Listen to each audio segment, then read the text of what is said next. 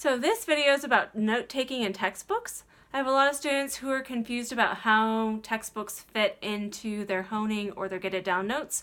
So I want to talk about that. So I have two different approaches. You can either take notes from the textbook before class and then add your lecture notes to those papers as you go, or you can do it after class, sort of as part of your lecture notes where you're adding it and then you're honing, or you can do it as part of your honing process.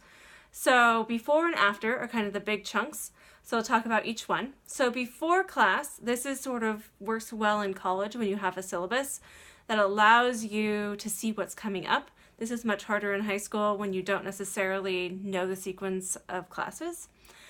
But because so much of college is lecture-based, this is a great habit to start to form. So let me show you what I mean by this. So this is just scribbly notes.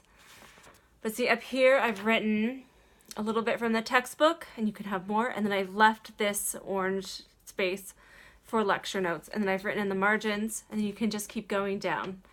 This is really nice because you don't have to worry about getting everything in your notes.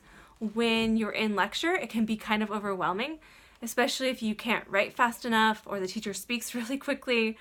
Using your textbook before class to kind of make an outline of where you might be going is a great way of doing it, and it primes your brain for what the professor is going to teach, and you can ask more interesting questions. You can gain a lot more from the lecture itself because your brain has been exposed to it and it's not completely new and you're not just panicked to write everything down. This after class works a lot better in high school. So you can do it as part of your honing process. I have a lot of students who take their notes, they're honing their notes from their class and from their textbook at the same time. They're kind of putting them together. So they're reading it and sort of fleshing out, oh, this is a good example from the textbook. Oh, I should add this to my class notes. And then they're making a honing process like that. Or you can do it before you hone, which is just one step from that, where you're just writing in your class notes from the textbook, kind of a reverse of this. And then you are then moving that entire thing into the honing process. So there's multiple ways of doing it. Sometimes you really are stuck to this after class approach for high school because you don't get to see ahead like you do in college.